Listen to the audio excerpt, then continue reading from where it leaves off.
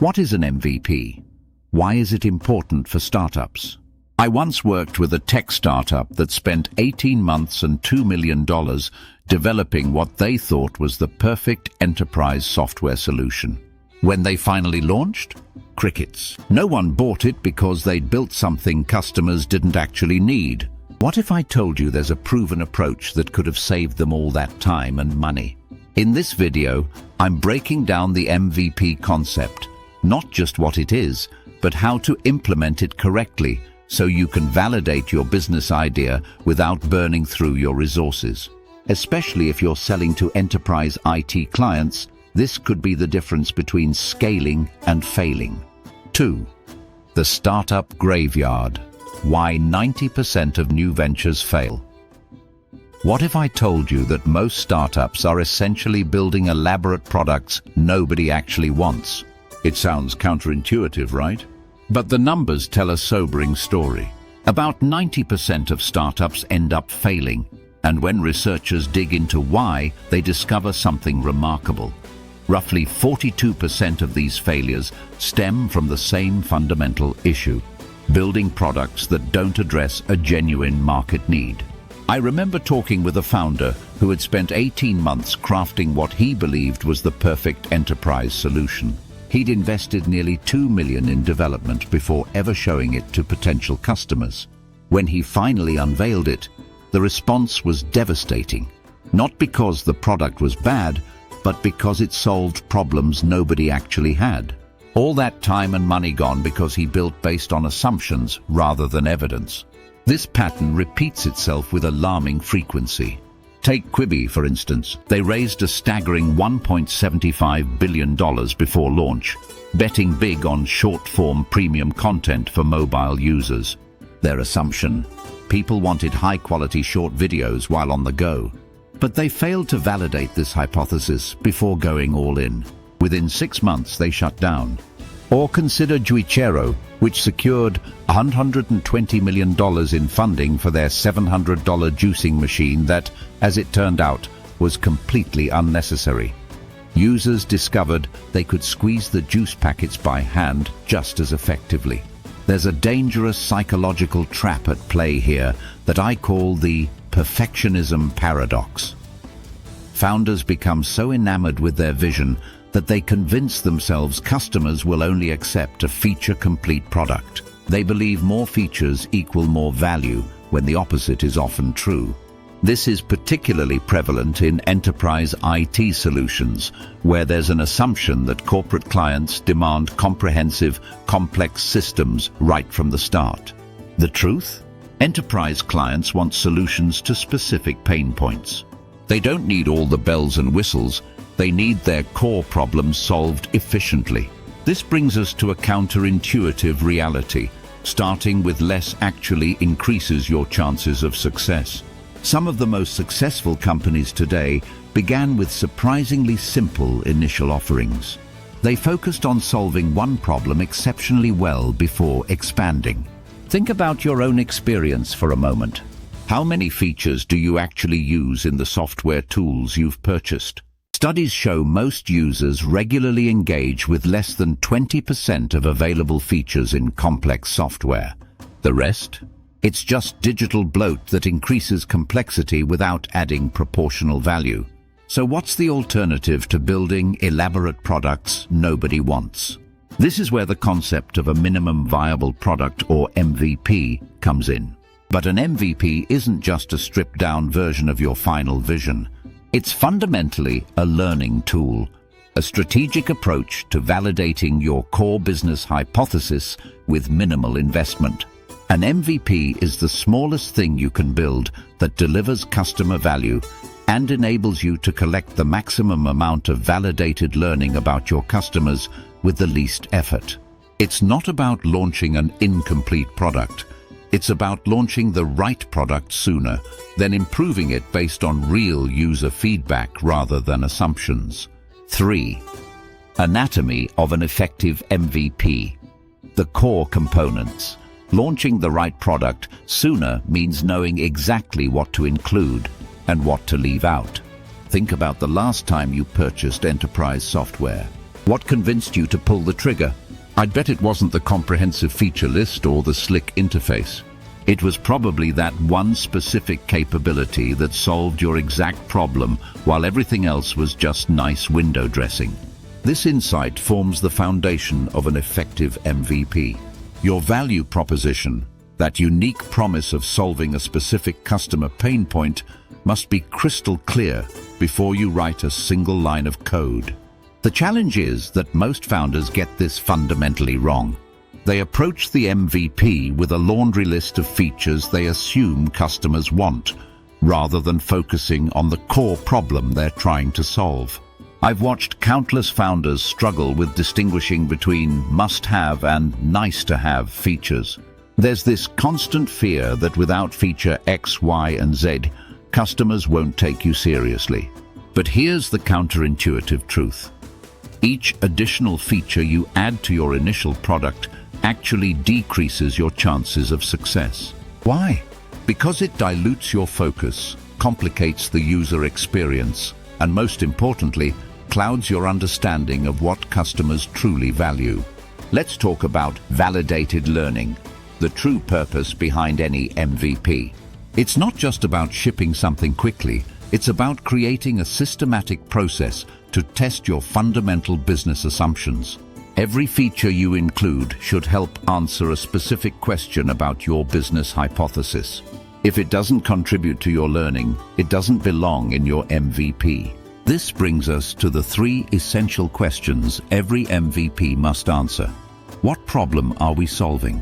Who are our target customers? And what is our unique value proposition? These questions aren't just philosophical exercises. They're practical guardrails that prevent you from overbuilding. So how do you identify what features actually matter? It starts with customer problem interviews. I'm not talking about asking potential users what features they want. That's a recipe for bloat.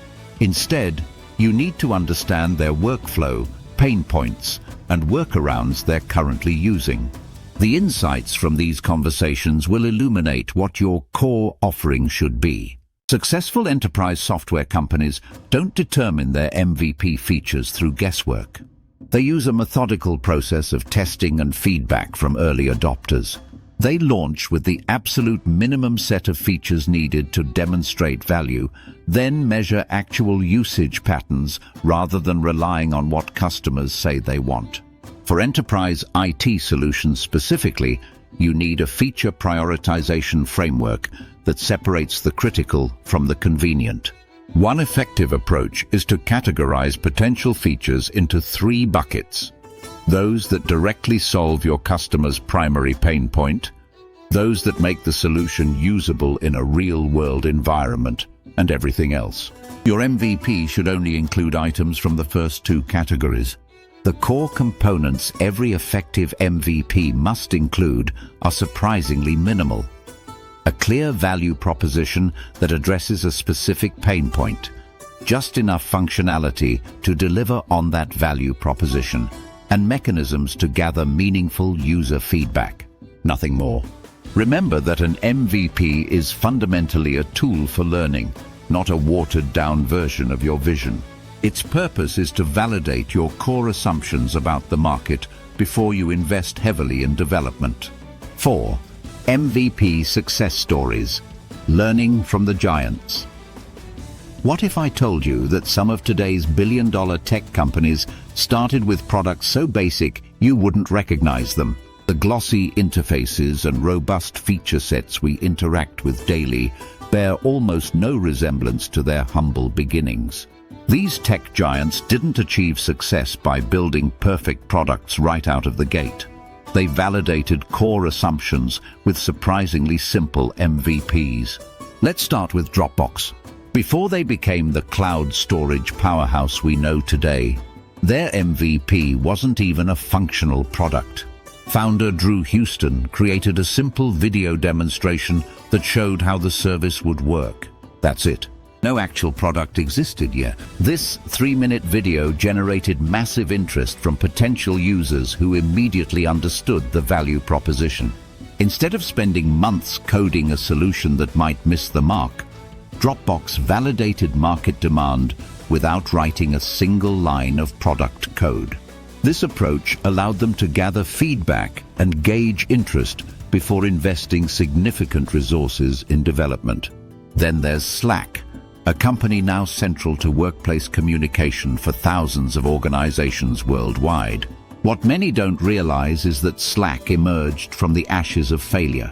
The team was originally building a gaming company called Tiny Speck, and Slack began as just an internal communication tool they created for themselves. When the game project failed, they recognized the potential of their side project through user feedback. This internal tool evolved into a powerful communication platform that would eventually achieve a multi-billion-dollar valuation. Their story highlights the importance of being receptive to pivoting based on MVP feedback. Sometimes your greatest success isn't what you initially set out to build. For enterprise clients specifically, Salesforce provides a compelling example. Their early MVP focused exclusively on Salesforce automation, a single, well-defined solution to a specific problem. Instead of attempting to build the comprehensive CRM ecosystem they offer today, they tested their core value proposition with a targeted offering. This focused approach allowed them to refine their solution based on real user needs before expanding their feature set. By starting with a clear, specific pain point, they established market fit before scaling to the enterprise giant they've become. What's particularly interesting about these success stories is how they leveraged validation metrics to determine when to scale beyond their initial MVPs. These companies weren't just collecting general feedback, they were monitoring specific indicators of product market fit. They tracked user engagement patterns, analyzed feedback from early adopters, and measured how effectively their solutions addressed the core problems they aimed to solve. These metrics provided clear signals about which directions to pursue and which features to prioritize. The relationships these companies built with early adopters proved invaluable. These weren't just transactional interactions, they developed ongoing dialogues with their first users, creating feedback loops that directly informed product evolution. This engagement allowed them to adapt their offerings to align more closely with market demands. By maintaining these connections, they ensured their products evolved in ways that genuinely solved user problems, rather than adding features based on assumptions. The journey from basic MVP to robust product for each of these companies involved iterative testing and refinement based on actual user behavior. They didn't try to predict what users might want. They built mechanisms to learn from real interactions. This process of continuous learning ensured their final products were well aligned with customer expectations and market needs. 5. Conclusion. So here's the thing about that startup we mentioned earlier, the one that burned through $2 million. Their fundamental error wasn't just building something wrong, it was skipping the learning process that an MVP provides. Research actually shows that companies using the MVP approach significantly improve their chances of success by validating their value propositions early and minimizing wasted resources. Look at Instagram. It started as a check-in app called Bourbon. But instead of stubbornly sticking with their original vision, the founders paid attention to user feedback and noticed people were mostly using the photo sharing feature. They pivoted, focused on what users actually wanted, and the rest is history. Now it's your turn. Start by identifying the actual problem you're solving. Then determine only the essential features needed to test your solution. Build just those elements, nothing more. Measure how real users interact with your product, not how you imagine they might. Finally, let this real-world data guide your iterations. Remember, the startup world isn't ultimately won by those with fancy feature lists or massive funding rounds. Success goes to the teams that learn fastest and adapt most effectively. Your MVP isn't just a product. It's your most powerful competitive advantage in a landscape where adaptability trumps resources every time.